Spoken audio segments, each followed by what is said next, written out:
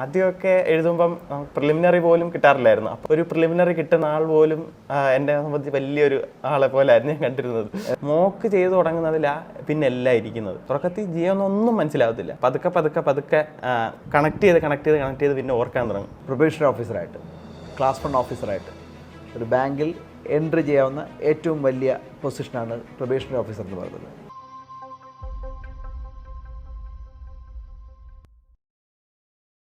പ്രിയരെ, ഞങ്ങളുടെ വിദ്യാർത്ഥികളുടെ ജൈത്രയാത്ര തുടരുന്നു. ഇന്ന് നിങ്ങൾക്കേവർക്കും മുമ്പിൽ അവതരിപ്പിക്കുന്നത് നന്ദുവിനെയാണ്.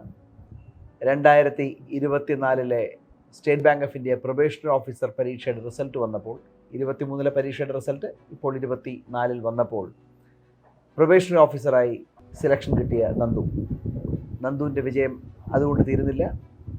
ഏപ്രിൽ മാസം 1-ാം തീയതി IBPS institute of banking personal selection നടത്തിയ പരീക്ഷയിൽ കനറ ബാങ്കിലേക്ക് പ്രൊബേഷണറി ഓഫീസറായി നന്ദുവിൻ്റെ സെലക്ഷൻ ലഭിച്ചിരിക്കുന്നു. നന്ദുവിൻ്റെ വിജയത്തിലേക്ക് വഴി എന്തായിരുന്നു എന്നതിനെക്കുറിച്ചൊക്കെ നന്ദുവിനോട് തന്നെ നമുക്ക് ചോദിച്ചറിയാം. Hello Nandu, first of all congratulations. Thank you sir. Nandu, ആദ്യം നന്ദുവിനെ കുറിച്ച് തന്നെ ഒന്ന് പറയും. നന്ദു പഠിച്ചത് എവിടെയാണ്, എവിടുന്ന് വരുന്നു, കാര്യങ്ങളെല്ലാം ഒന്ന്. സാർ, എൻ്റെ വീട് കൊല്ലത്ത് തന്നെയാണ്. ഞാൻ പഠിച്ചതെല്ലാം TKM college of arts and sciences കൊല്ലത്ത് തന്നെ. അവിടെ ബികോം ഡിഗ്രിയാണ് ഞാൻ കംപ്ലീറ്റ് ചെയ്തത്. അത് കഴിഞ്ഞിട്ട് 2021 ആയപ്പോൾ നമ്മുടെ ഡിഗ്രി എല്ലാം കഴിഞ്ഞു. അന്നേരം തന്നെ കൊറോണയിൽ ഡിഗ്രി പാസ്സായതാണ്.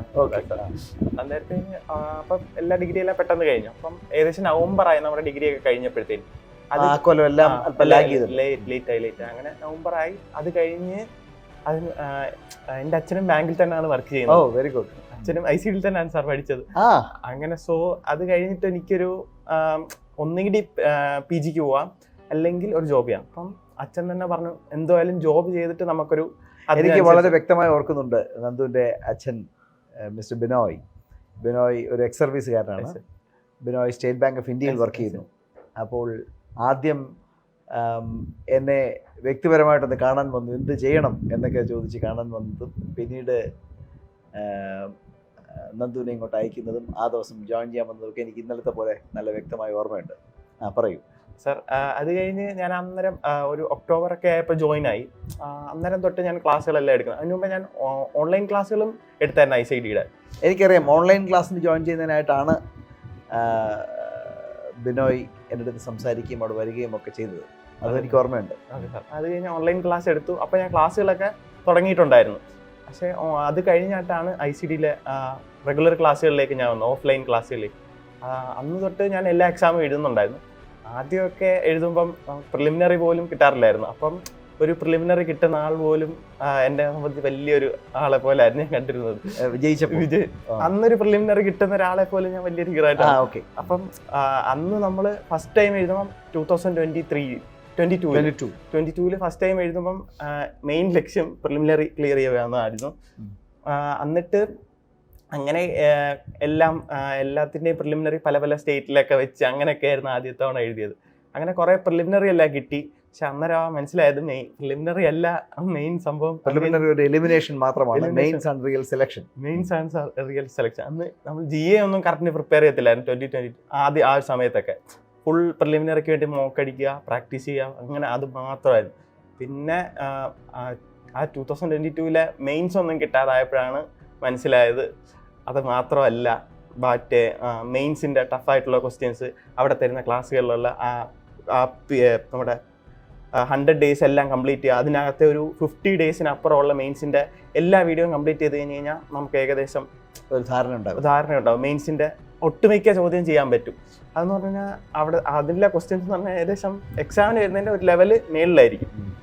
അപ്പം അത് കംപ്ലീറ്റ് ചെയ്ത് കഴിഞ്ഞാൽ തന്നെ കോൺഫിഡൻസ് ആവും. പിന്നെ അങ്ങനെ ഞാൻ 2023 ആയപ്പോഴത്തേനും ഒന്നുകൂടെ എല്ലാം GK എല്ലാം നല്ലപോലെ പ്രിപ്പയർ ചെയ്ത് സ്റ്റാർട്ടിങ് തൊട്ടേ, അതായത് ഏപ്രിൽ ആയപ്പോൾ ഫസ്റ്റ് റിസൾട്ട് വന്നു. അപ്പം ഒന്നും ഇല്ലായിരുന്നു, ഒന്നും കിട്ടിയില്ല. എല്ലാം 23 ഏപ്രിൽ ആയപ്പോഴത്തേനും എല്ലാ റിസൾട്ടും വന്നു, ഒന്നും കിട്ടിയില്ലായിരുന്നു. അങ്ങനെ ഞാൻ അന്ന് തൊട്ട് GA കറക്റ്റിന് ഡെയിലി ഉള്ള GA ഡെയിലി തീർത്ത് അതിൻ്റെ പറ്റുമെങ്കിൽ നോട്ടുണ്ടാക്കും, അല്ലെങ്കിൽ എഴുതി വെച്ച് എങ്ങനെയാണെന്ന് GA ആയിരുന്നു മെയിൻ ഫോക്കസ്. കാരണം നമുക്ക് ഒരു കുറച്ച് പ്രാക്ടീസ് ആകുമ്പോഴത്തേന് ബാക്കി കൗണ്ട് റീസണിങ് ഇംഗ്ലീഷ് എല്ലാം നമുക്ക് തനിയെ അങ്ങ് സെറ്റ് ആയിട്ട് പിന്നെ മോക്ക് ടെസ്റ്റുകൾ മാക്സിമം മോക്ക് ടെസ്റ്റ് അടിക്കുമ്പോൾ നമ്മൾ എല്ലാം സെറ്റ് ആയിക്കൊണ്ടിരിക്കും. GA ആണ് മെയിൻ ഫോക്കസ് ആയിട്ട്. പിന്നെ അങ്ങനെ ഈ വീഡിയോ കണ്ടുകൊണ്ടിരിക്കുന്ന പലർക്കും പ്രസക്തമായൊരു ചോദ്യം ഞാൻ ചോദിക്കട്ടെ. വർഷങ്ങൾക്ക് മുമ്പ് ഞാനും അങ്ങനെ തന്നെയായിരുന്നു. ഗ്രാജുവേഷൻ കഴിഞ്ഞാൽ ഉടനെ ഒരു മിഡിൽ ക്ലാസ് സിൻഡ്രം എന്ന് പറയുന്നത് PG പോകുക എന്നുള്ളതാണ്. അപ്പോൾ നന്ദു എന്തുകൊണ്ട് PG പോകാതെ ഒന്ന് മാറി ചിന്തിച്ചു, എനിക്കൊരു ജോലിയാണ് വേണ്ടത്? ഞാനും ആദ്യം PG വേണമെന്ന് തന്നെയായിരുന്നു വിചാരിച്ചായിരുന്നു ഇരുന്നത്. അപ്പം അച്ഛനാണ് എൻ്റെ അടുത്ത് പറഞ്ഞത്, ഒരു PG കഴിഞ്ഞാലും എല്ലാവരും ഏകദേശം വീണ്ടും ഒരേ ലൈനിൽ തന്നെ ആയിരിക്കും വന്ന് നിൽക്കുന്നതെന്ന് പറയും. അഥവാ എനിക്ക് ജോലി കിട്ടിയിട്ടൊരു PG, എനിക്ക് ആ ജോലിക്ക് ആവശ്യമുള്ളൊരു PG എടുക്കാനാണ് പറഞ്ഞത്. അപ്പോൾ ഇനിയിപ്പോൾ you have become an officer in the bank. അപ്പോൾ ഇനി ഈ കരിയറിനെ സപ്പോർട്ട് ചെയ്യുന്ന ഒരു പോസ്റ്റ് ഗ്രാജുവേഷൻ എടുക്കുക.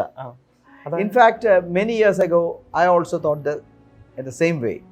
ഞാനും എൻ്റെ ഗ്രാജുവേഷൻ കഴിഞ്ഞ ഉടനെ എനിക്കൊരു ജോലി കിട്ടുക, അത് പിന്നെ ഒരു ആവശ്യവും കാലത്തിൻ്റെ ആവശ്യമാണ്. ഇപ്പോൾ നിങ്ങളുടെ ഒരു കാലഘട്ടം പോലെ ആയിരുന്നില്ല ഞങ്ങളുടെ കാലഘട്ടം. ഒരു ജോലി കിട്ടാതെ നിവൃത്തിയില്ല എന്നൊരു കാലഘട്ടമായിരുന്നു. അങ്ങനെ ഞാനും ഇതുപോലെ ഒരു പോസ്റ്റ് ഗ്രാജുവേഷന് പോകാതെ ബാങ്ക് പരീക്ഷകൾക്ക് പഠിക്കുകയും ഞാനും സ്റ്റേറ്റ് ബാങ്ക് ഓഫ് ട്രാവൻകൂറിൽ എൻ്റെ കരിയർ തുടങ്ങുകയും ചെയ്ത ഒരാളാണ്. അന്നും ഈ മാറി ചിന്തിച്ചവരും കുറച്ച് പേരുണ്ട്. പക്ഷേ പൊതുവിലത്തെ ട്രെൻഡ് എന്ന് പറഞ്ഞാൽ എല്ലാവരും ഗ്രാജുവേഷൻ കഴിഞ്ഞാൽ PG പോവുക എന്നുള്ളതാണ്. ഇപ്പോൾ തീർച്ചയായിട്ടും നന്ദു ഒരു കാര്യം പ്രൂവ് ചെയ്തു. The path you have chosen that was correct. Nandu choose ചെയ്ത പാത്ത് ശരിയാണ് എന്ന് പ്രൂവ് ചെയ്തു. ഈ ബാങ്ക് ടെസ്റ്റ് പരീക്ഷ മേഖലയിലേക്ക് നിങ്ങളോടൊപ്പം പഠിക്കുന്നവർ കാണിക്കുന്ന പൊതുവിലുള്ളൊരു മിസ്റ്റേക്കുകൾ എന്താണ് സാർ? ഇത് തന്നെയാണ് ആദ്യം എല്ലാവരും പ്രിലിംസ് ആണ് ഫോക്കസ് ചെയ്യുന്നത്. ഇപ്പം പ്രിലിംസ് ഫോക്കസ് ചെയ്ത് മെയിൻസ് എത്തുമ്പം പ്രിലിംസ് പോരാ, നമുക്ക് ഒരു എക്സാം ആ ലെവല് പോരാ. ചെയ്യുന്ന ക്വസ്റ്റ്യൻസ് പോലും അത് പോരാ. കാരണം SBI POയുടെ ഒരു ക്വസ്റ്റ്യൻ എടുത്തു കഴിഞ്ഞാൽ എത്ര പ്രാക്ടീസ് ചെയ്തിട്ടുള്ള ഒരാളെ കൊണ്ടും മാക്സിമം ഒരു 10 to 50 കോണ്ടിൻ്റെ കാര്യം പറയാം, 10 to 50 അത്രയൊക്കെ ചെയ്യാൻ പറ്റും. അപ്പം മെയിനായിട്ട് നമ്മൾ ഫോക്കസ് ചെയ്യേണ്ടത് ഇംഗ്ലീഷ് ജനറൽ അവയർനെസ്. ഇതാണ് മാക്സിമം സ്കോർ ചെയ്ത് നമ്മളെ അപ്പുറം എത്തിക്കാൻ പറ്റത്തുള്ളൂ. മറ്റേത് എത്ര പ്രാക്ടീസ് ചെയ്ത എത്ര സ്കിൽഡ് ആയിട്ടുള്ള ഒരാളെ കൊണ്ട് ഒരു ലിമിറ്റ് ഉണ്ട് ചെയ്തെത്തിക്കാനായിട്ട്. ഈ സമയവും കൂടെ ലിമിറ്റഡ് ടൈമിനുള്ളിൽ ചെയ്തു തീർക്കാവുന്നത്. ഇപ്പോൾ ഇത് പഠനത്തിന് കണക്ക്, quantitative aptitude, test of reasoning, test of English language, test of general awareness. Nandu നേരത്തെ സൂചിപ്പിച്ചതനുസരിച്ചിട്ടാണെങ്കിൽ പഠിക്കാൻ വരുന്നവരെല്ലാവരും തന്നെ എപ്പോഴും ഫോക്കസ് ചെയ്യുന്നത് കണക്കും റീസണിങ്ങും ഒക്കെ പഠിക്കും. ഇംഗ്ലീഷും ജനറൽ അവയർനെസ്സും എപ്പോഴും ഒരു ബാക്ക് സീറ്റിലേക്ക് പോകും. നന്ദു ആ മിസ്റ്റേക്ക് വരുത്തി എന്ന് സൂചിപ്പിച്ചു. നന്ദുവിൻ്റെ കൂടെ പഠിച്ചിരുന്ന കുട്ടികളിൽ എത്ര പേര് ജനറൽ അവയർനെസ് വളരെ സീരിയസ് ആയിട്ട് പഠിച്ചിരുന്നു? ഒട്ടുമിക്ക എല്ലാവരും ആദ്യമൊക്കെ നോക്കത്തില്ല ജനറൽ അവയർനെസ്. അതായത് മെയിൻസ് കിട്ടിയിട്ട് നോക്കാമെന്നൊരു പ്ലാനിലായിരിക്കും. എനിക്ക് അന്നറിയാവുന്ന എല്ലാവരും, പിന്നെ ഞങ്ങൾ എല്ലാവരും തന്നെ പിന്നെ രണ്ടാമത്തെ വട്ടം എത്തിയപ്പോഴാണ് ആ പ്ലാൻ മാറ്റി ജനറൽ അവയർനെസ്സും കൂടെ കൊണ്ടുപോകണമെന്ന് മനസ്സിലാക്കാൻ തുടങ്ങിയത്. പ്രേക്ഷകരെ, ഞാൻ നിങ്ങളുടെ തായി ഒരു വാക്ക് പറയട്ടെ. ഈ ഞങ്ങളുടെ വിജയത്തിൻ്റെ സീരീസ് വീഡിയോസ് ധാരാളം ഞാൻ ചെയ്തു. ഒരു 90% ഉദ്യോഗാർത്ഥികളും മേക്ക് ചെയ്തൊരു മിസ്റ്റേക്കാണ്. അവർ പത്രം വായിക്കുന്നത് തുലവും കുറവാണ്. ജനറൽ അവയർനെസ് തുടക്കത്തിൽ മുതലേ ഒട്ടും അവർ ഫോക്കസ് ചെയ്യില്ല. ഇപ്പം നന്ദു സൂചിപ്പിച്ചതുപോലെ പ്രിലിംസ് കഴിഞ്ഞ് മെയിൻസ് വരുന്ന സമയത്ത് മാത്രം ജനറൽ അവയർനെസ് പഠിക്കാം എന്ന ഒരു തീരുമാനത്തിലേക്ക് എത്തും. അത് അവരുടെ വിജയസാധ്യതയെ തള്ളി കൊണ്ടുപോവുകയും ചെയ്യും. നന്ദു, എങ്ങനെയായിരുന്നു നന്ദുവിൻ്റെ ഒരു ദിവസം എങ്ങനെയായിരുന്നു പൊതുവെ? സാർ, ഞാൻ രാവിലെ തന്നെ ഏറ്റവും ആദ്യം GA എനിക്ക് മറന്നു, അതുകൊണ്ട് ഏറ്റവും ആദ്യം GA തീർക്കാനേ ഞാൻ നോക്കത്തുള്ളൂ.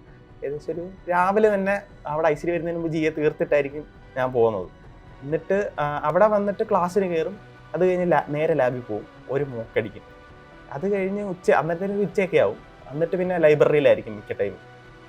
വൈകിട്ട് ഞാൻ മിക്കപ്പോഴും രാത്രിയാവും ലൈബ്രറിയിൽ പോകാനായിട്ട്. അടയ്ക്കാറൊക്കെ ലാസ്റ്റൊക്കെ ആയിരിക്കും പോകുന്നത്. അപ്പോൾ പരമാവധി സമയം ICD തന്നെ ആയിരിക്കും. അവിടുത്തെ ക്വസ്റ്റ്യൻസോ എങ്ങനെ കിട്ടുന്നതൊക്കെ ആയിരുന്നു ചെയ്യും. അങ്ങനെയായിരുന്നു. ഈ ഇപ്പോൾ 2 കൊല്ലത്തിൽ കൂടുതൽ നന്ദു പഠിച്ചു. 2021 അവസാനമാണ് നന്ദു ജോയിൻ ചെയ്തത്. അത് തന്നെ ഓൺലൈൻ അല്ലേ? അപ്പോൾ 2 കൊല്ലം ഒന്ന് കൂട്ടാം. ഇപ്പോൾ അവസാനത്തെ 3 മാസം റിസൾട്ട് വരാൻ കാത്തിരുന്ന മാസങ്ങളാണ്.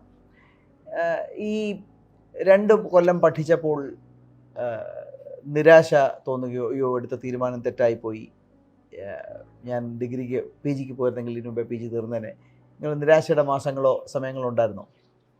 ഇത് തെറ്റായിപ്പോയെന്ന് ഒരിക്കലും തോന്നില്ല. കാരണം ഇത് കുറച്ച് കഴിയുമ്പോൾ തന്നെ നമുക്ക് മനസ്സിലാവും. ഒന്ന് അടുത്ത് വരെ എത്തുമ്പോൾ തന്നെ നമുക്കറിയാം ഏതെങ്കിലും കടവിൽ വെള്ളം കൊണ്ട് അടുപ്പിക്കാം എന്നൊരു തോന്നൽ വരും. എത്തുമെന്ന് നമുക്കറിയാം. അത് കുറച്ച് പ്രാക്ടീസ് ആകുമ്പോൾ തന്നെ നമുക്ക് മനസ്സിലാവും എങ്ങനെയും നമ്മൾ എത്തും. അത് പക്ഷേ എപ്പോഴാ നമ്മൾ ഉപേക്ഷിക്കാതെ മുമ്പോട്ട് പോയാൽ എന്നെങ്കിലും നമ്മൾ എത്തും, അത് ഉറപ്പാണ്.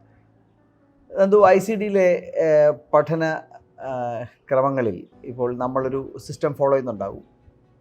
ആ സിസ്റ്റത്തിൽ അതിൻ്റെ ട്രാക്കിലേക്ക് വീഴാൻ എത്ര സമയം എടുക്കുന്നുണ്ട്? ഞാനൊരു വന്നു കഴിഞ്ഞ് എനിക്കൊരു 1 മാസം ഈ ക്ലാസ്സിൽ ആദ്യമൊക്കെ രമേശ് സാറൊക്കെ വന്ന് പറയുന്നത് തന്നെ എനിക്ക് പെട്ടെന്ന് പുള്ളിയൊക്കെ നോക്കി തന്നെ സാറ് തന്നെ ക്ലാസ്സിൽ വന്നിട്ട് ഒരു ക്വസ്റ്റ്യൻ ഇത് നമുക്ക് മനസ്സിൽ ചെയ്യാമെന്ന് പറഞ്ഞ് സാർ ഇങ്ങനെ പറയും. അപ്പോഴൊക്കെ ഞാൻ ഇങ്ങനെ ഇതൊക്കെ ഇനി എന്ന് മനസ്സിൽ ചെയ്യാൻ സാധിക്കും. അതെനിക്കൊരു 10% എടുക്കാനാണെങ്കിൽ തന്നെ എനിക്കൊരു പേപ്പറും പെന്നും എടുക്കണം. എന്നാലേ 10%, ഒരു നമ്പറിൻ്റെ 10% പോലും എനിക്ക് എടുക്കാൻ പറ്റും.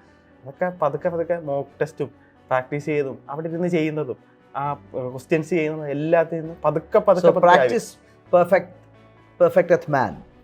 പ്രാക്ടീസാണ് മനുഷ്യനെ പൂർണ്ണനാക്കുന്നത്. ഇത് ഒരു പ്രവർത്തന നൈരന്തര്യം മാത്രമാണ്. അത് എനിക്ക് ഇത്രയും കാലം 29 കൊല്ലമായി പഠിപ്പിക്കുന്നത് കൊണ്ട് എനിക്ക് നന്നായി അറിയാം.